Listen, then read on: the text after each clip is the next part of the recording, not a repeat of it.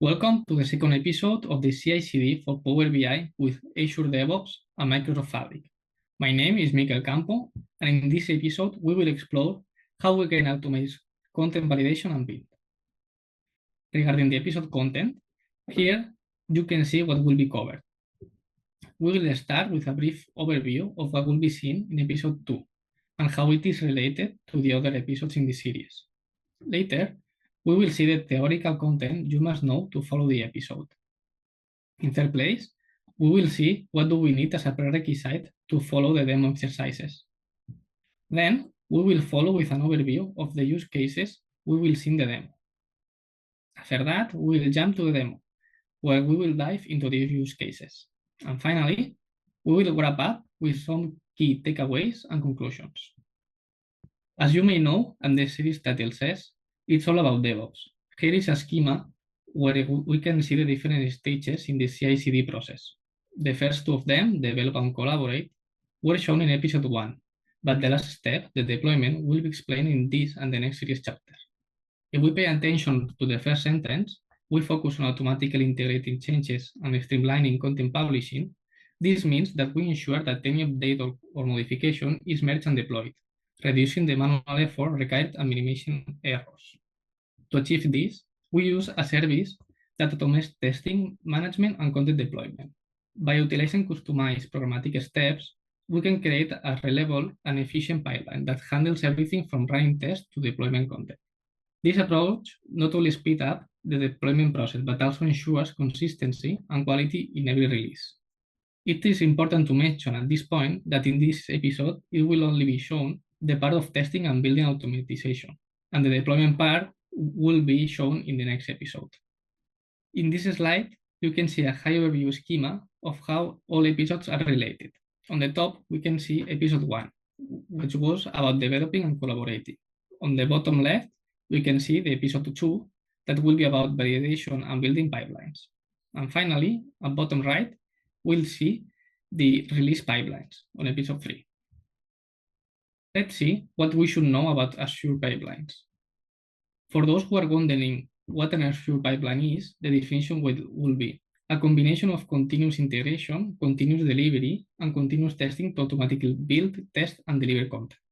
When a pipeline is run, the steps inside it are executed automatically and is fully customizable. You can set your own triggers, steps, and functionalities to meet your specific deployment needs. There are 3 types of Azure pipelines: validation pipelines, build pipelines, and release pipelines.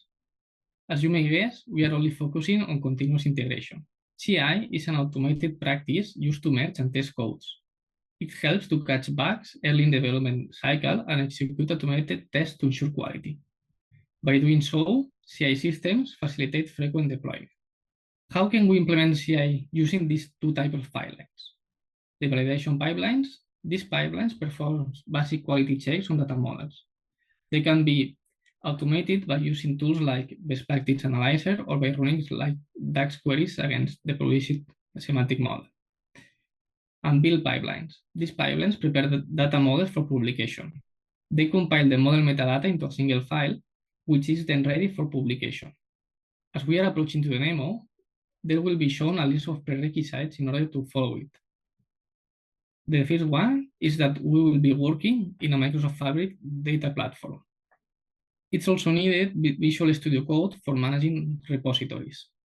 The basic plan license inside Azure DevOps is also needed, but only to create pipelines. If you only want to run these pipelines, you can work with the stakeholder license, that is the default one.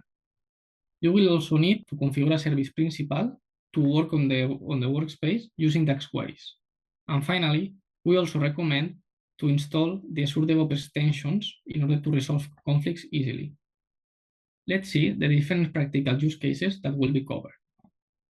The first use cases will be how to create and run an Azure pipeline. In this episode, we will start from the end of episode 1, and we will implement on top a build pipeline that will run dataset and report rules that guarantees best practices for the semantic model and report. We will then jump to the second use cases that will be how to define branch policies. In order to ensure that no commits can be made directly to the main branch, there will be defined branch policies that will be run every time a pull request is created. This way, it will be ensured that quality is always maintained in main branch. The workflow will be, we will create a new branch that will be the development branch. We will make some changes, and we will try to make a pull request, and only if dataset rules and repo rules are passed, it will be merged to the main branch. And the last use case that will be shown will be the validation pipeline and DAX query verifications. So whenever a change is made, it must be ensured that the data matches the expected values. For this purpose, we have a validation pipeline that will be created and will check the data before publishing the changes using DAX queries. So let's go to the demo. Once we are in Azure DevOps, we can start with the use cases. First of all, let's review our architecture. We have two repositories, one for reports and one for semantic models, that are connected to two workspaces, this for reports and this for semantic model. The first step will be to connect both between the Azure DevOps and the workspace. So in case you don't have it, it's here, workspace settings, Git integration, and through here you can connect it. For this session, we will start building a build pipeline. So for this reason, we go to pipelines, create pipeline, Azure repos. We will connect it against the reports one at this point. Start the pipeline. We can paste here this code.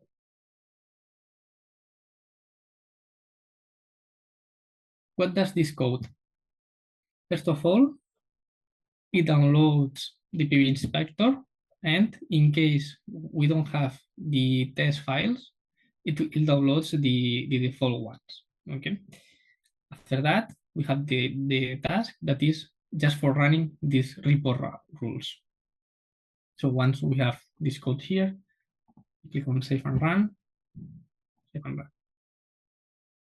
and we wait until it finishes to see if our report is good enough.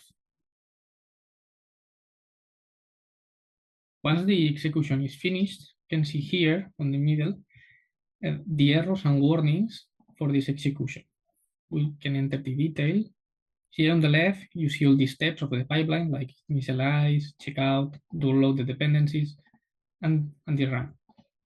So for this case, we have one warning that is reduce the number of visible visuals on the page, that it can be a performance issue. We will leave it as it is. And we need to solve this one in order to execute the pipeline, that is ensure charts use theme colors. So that is because there is some chart that is not using the default palette colors. Let's go to our workspace. Let's open the report. And in our case, we easily see that this one is not suitable here. It's not following the brand book. So let's change it quickly. Here, underlines, color, and we put this blue, for example, that is inside the theme.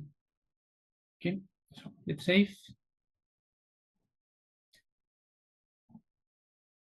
Let's commit our change to the main branch. So it will be change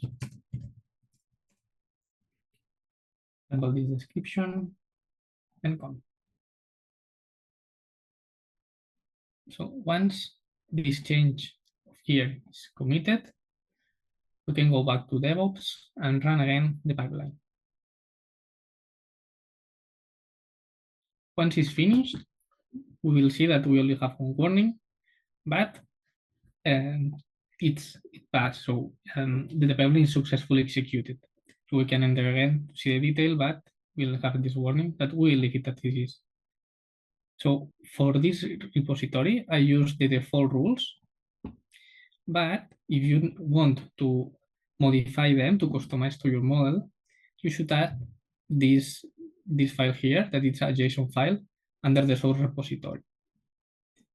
So we can open this, that is for dataset. And here are some tests to perform. So there are some one related to performance, other for formatting, and that stuff. So The other category important is the severity. So in this case, it's 2 that it will be a warning, but it could be 1 that it's all information, or 3 that it will be an error and the payment will fail. Okay.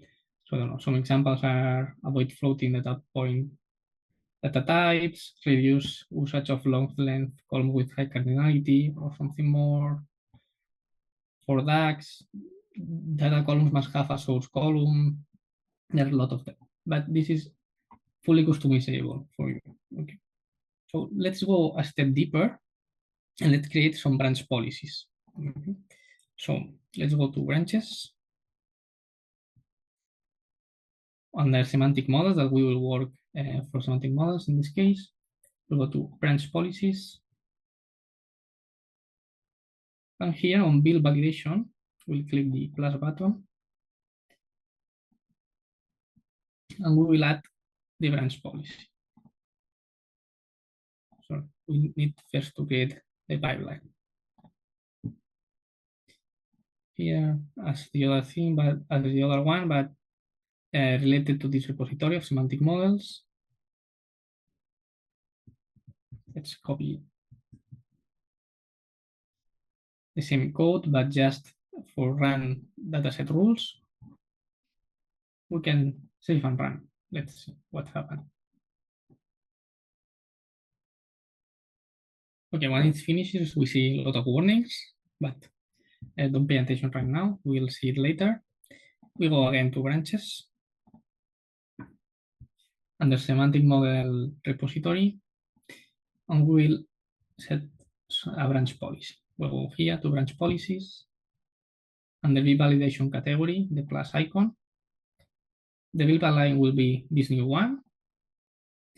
And trigger automatic requirement. Okay. You can leave this configuration as default as you want. So now that this is configured, we cannot make changes directly to the branch. So let's see if it's well. This icon is for branch policies, but let's see if it really works. So let's open our model on our workspace.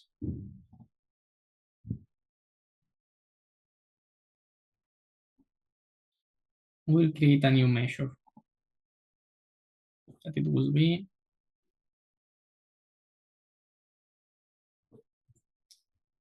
the percentage total sales.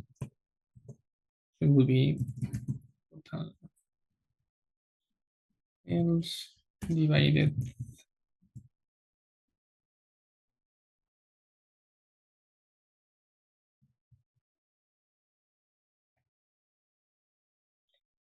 by the whole amount. So as you see, it can be set, it's a percentage. So let's give it some format here.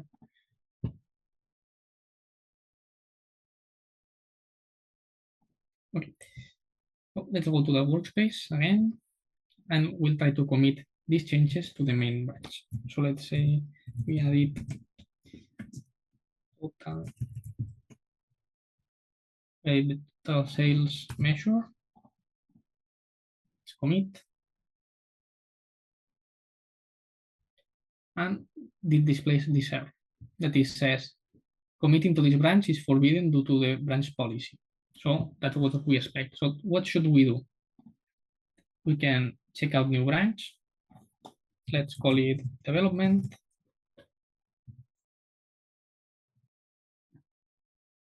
Okay. And let's commit to this branch.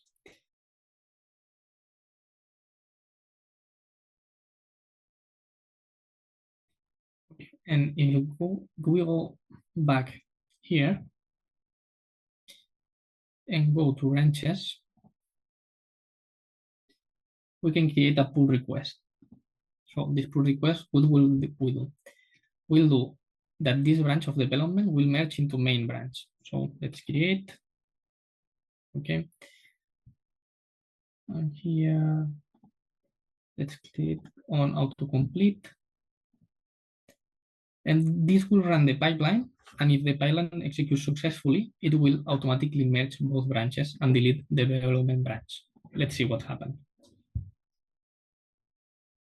Okay, so once it's finished the execution, we can see that we have two errors that is regarding our new measure, this the percentage total sales. The first one is we should use the divide function for divisions. And the second one is that percentage should be formatted with 1,000 separators and one decimal. So if we want this pull request to succeed, we need to change that. So let's cancel. Okay, so let's go to our workspace and we try to do these changes. The first one will be to use the divide function.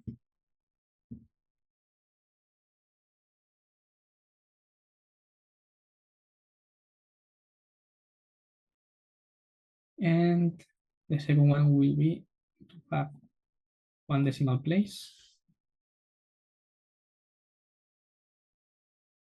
and 1,000 separator.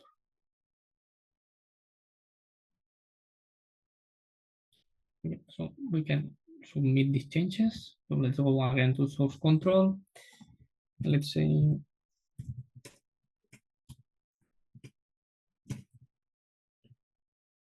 let's submit.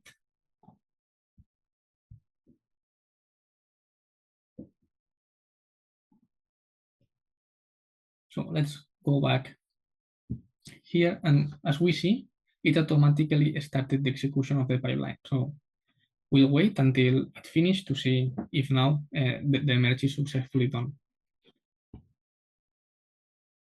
So when the execution is finished, we see that all was successfully, like no merge conflicts, the event succeeded. So we should click here on complete and yeah, complete the required items for merging and delete the development branch. Let's go.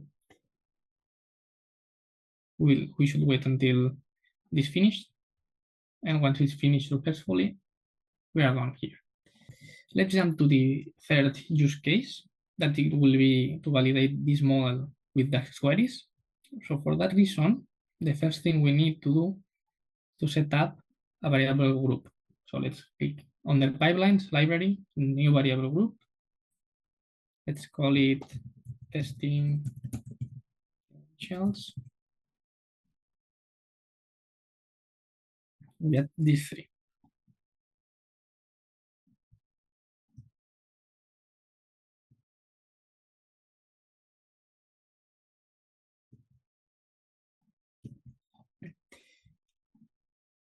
Okay, so the username client ID will be the service principal's application client ID or the universal provider name for the account. The password or client secret will be the client secret or password for the service principal. And tenant ID will be the tenant ID of the workspace. So once we have these values entered, we click on save and we can create our new pipeline. Let's go again to pipelines.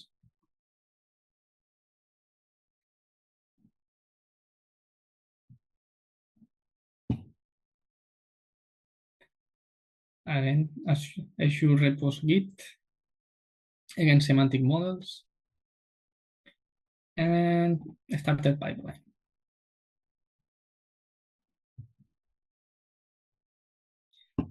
Let's copy this code here. But this code will, first of all, it sets the parameters for workspace name and semantic models. So my workspace is WBS CI/CD semantic models, this one, this name.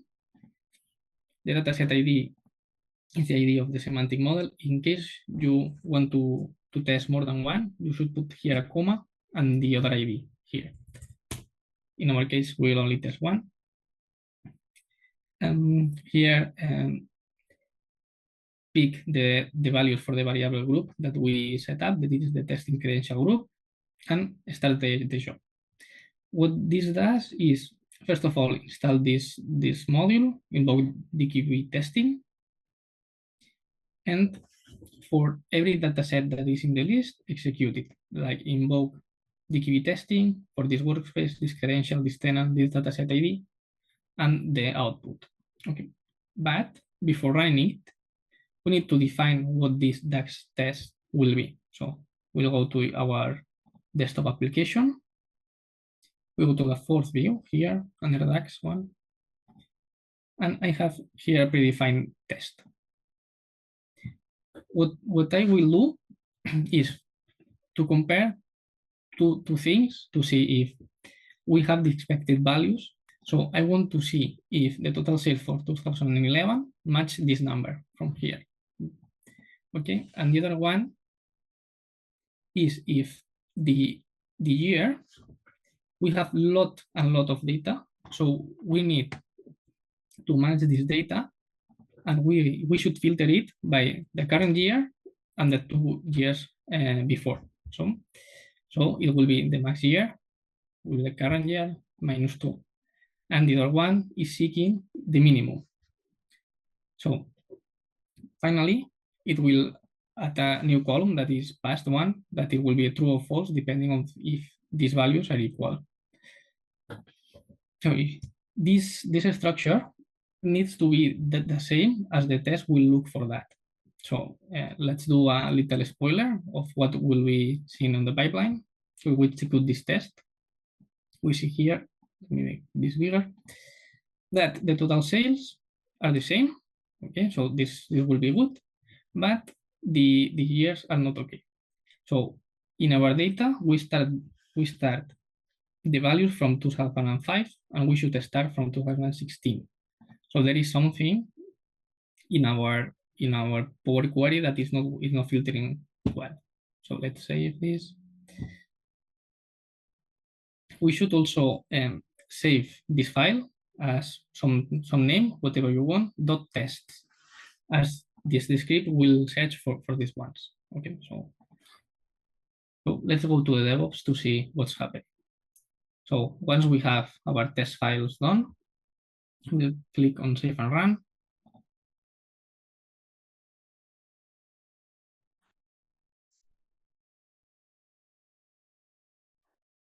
At some point, it will ask for some permissions.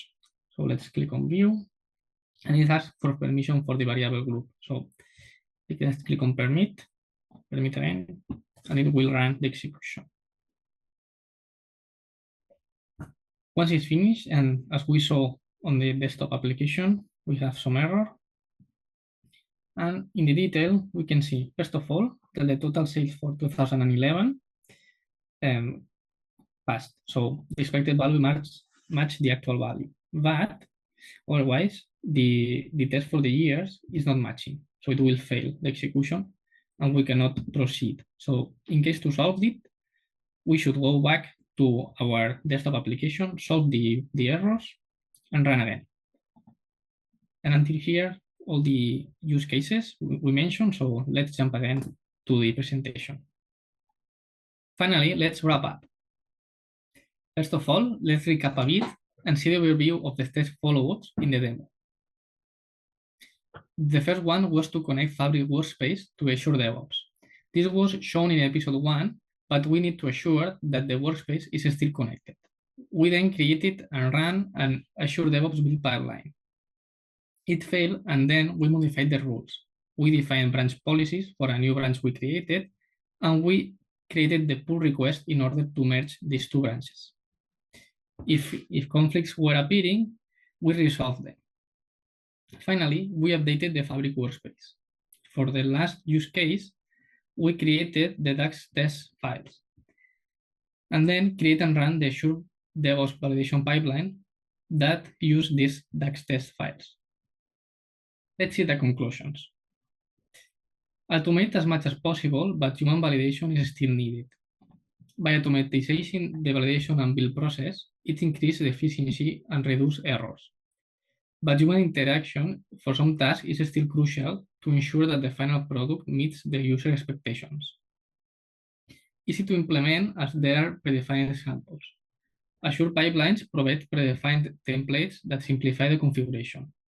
These templates can serve as a starting point, and the developer can easily adapt to the specific needs. Difficult interaction with DAX queries.